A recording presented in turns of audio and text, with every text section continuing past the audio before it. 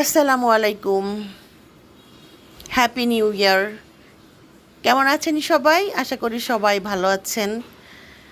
2025-এ সবাইকে স্বাগত। প্রথমেই বিশেষ করে একটা অনুরোধ, আমার চ্যানেলটাকে সবাই সাবস্ক্রাইব করে দিবেন। তো আজকে আমি কি তৈরি করব আসেন সেটা আপনাদের দেখাই। এটা হচ্ছে চুলোর উপর দুধ দিয়েছি। তো এটা হচ্ছে একটা পুডিং বানাবো। বাচ্চারা বলছিল ওরা স্পেশাল কিছু খাবে, ওরা হচ্ছে কেক আনতে বলছিল, তো কেকটা আনি নাই। আমি বলেছিলাম যে ওরা কয়েকদিন ধরে বায়না করতেছিল, তো বলছিলাম আজকে হচ্ছে মানে ওদের একটা পুডিং তৈরি করে দিব, ওরা নিউ ইয়ারে পুডিংটাই কাটবে। যাই হোক, তো হচ্ছে দুধটা চুলার ওপর দিয়েছি, এটাকে খুব ভালো করে জাল করে নিব।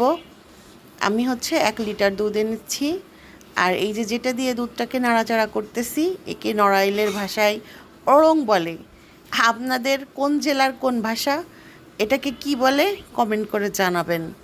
আমরা এটাকে ওড়ং বলি। যাই হোক, আমরা দুধটাকে খুব ভালো করে নেড়েচেড়ে গরম করে নিব।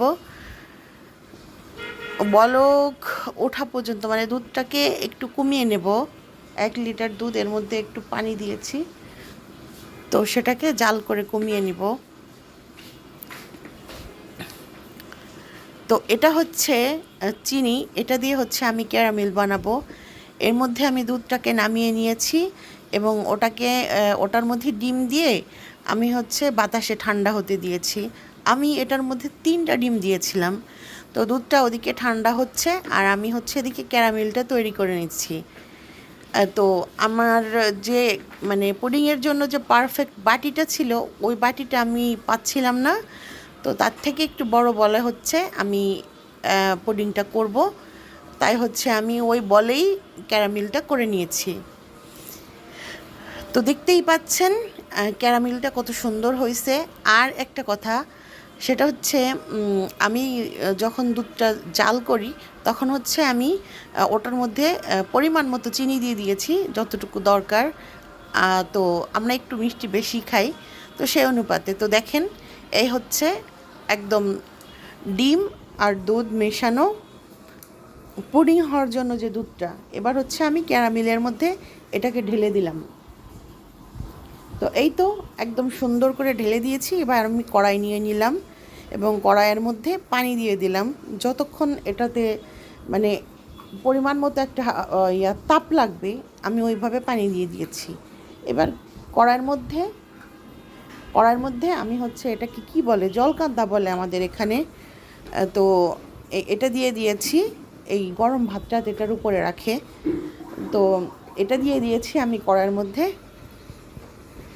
তো আমি এটার উপর পুডিংটা তৈরি করার জন্য দুধের বাটিটা বসিয়ে দিয়েছি। এই যে সুন্দর করে বাটিটা বসিয়ে দিয়েছি, আপনাদেরকে একবার ভালো করে দেখিয়ে দিলাম। গাইজ, এখানে একটু সমস্যা হয়ে গেছে, সেটা হচ্ছে আমি যে পুডিংটা তৈরি করেছিলাম, তো এই যে হচ্ছে আমি ওগুলোকে ঢেকে দিয়েছি। প্রথম পর্যায়ে হচ্ছে এই ঢাকনটা দিয়েছি, তারপর হচ্ছে বল দিয়েছি, তারপর হচ্ছে এইটা দিয়ে একটা পাথর দিয়ে এটাকে বেশ মানে ভার দিয়ে দিয়েছি যাতে হাওয়াগুলো বের হয়ে না যায়। এই যে পুডিংয়ের হচ্ছে প্রথম পর্যায়ে, এটা আমি 1 ঘন্টা পর হচ্ছে এর মুখটা খুলেছি, তো দেখার জন্য যে এটা আসলে কতটুকু হয়েছে। তো বেশ অনেক সুন্দর হয়েছে। আপনাদের কাছে কেমন লাগতেছে অবশ্যই কমেন্ট করে জানাবেন। তো যেটা বলতে চাইছিলাম সেটা হচ্ছে যে আমি এই পুডিংটা যখন কাটি, এর ফিনিশিংটা দেখাইতে পারি নাই, কিন্তু এটা অনেক বেশি মজা হয়েছে। ওই ভিডিওটুকু আমি করতে পারছিলাম না, তার কারণ হচ্ছে ফোনটা আমার কাছে ছিল না, তাই। তো পুডিংটা কিন্তু অনেক বেশি মজা হয়েছিল, আমার বাচ্চারা খেয়ে খুবই খুশি। আর তাই তো স্বাদ, হ্যাঁ, অনেক বেশি মজা হয়েছিল। যাই হোক, এই যে কিন্তু পুডিংটা কমপ্লিট হয়ে গেছে। তো আমি এটাকে প্রায় 2 ঘন্টা 2.5 ঘন্টার মতো জাল করেছিলাম। তারপর এটা ঠান্ডা করার জন্য হচ্ছে ডিপের মধ্যে রেখেছিলাম প্রায় 1 ঘন্টার মতো। তো আমার ভিডিও শেষ পর্যায়ে চলে এসেছি। তো এটা হচ্ছে ওদের জন্য খাবার এনেছিলাম। প্রথমে ভেবেছিলাম খাবারটা আমি বাসায় করে দিব, পরে কোনো একটা ব্যস্ততার কারণে আমি সেটা করতে পারিনি, তাই হচ্ছে খাবারটা আমি বাহির থেকে ওদের জন্য নিয়ে আসছিলাম। তো আজকে আমার ভিডিওটা আপনাদের কাছে কেমন লাগলো অবশ্যই কমেন্ট করে জানাবেন। আর এই হচ্ছে পুডিংটা। তো সবাই আমার চ্যানেলটাকে সাবস্ক্রাইব করে দেবেন। ভালো থাকবেন। আল্লাহ হাফেজ।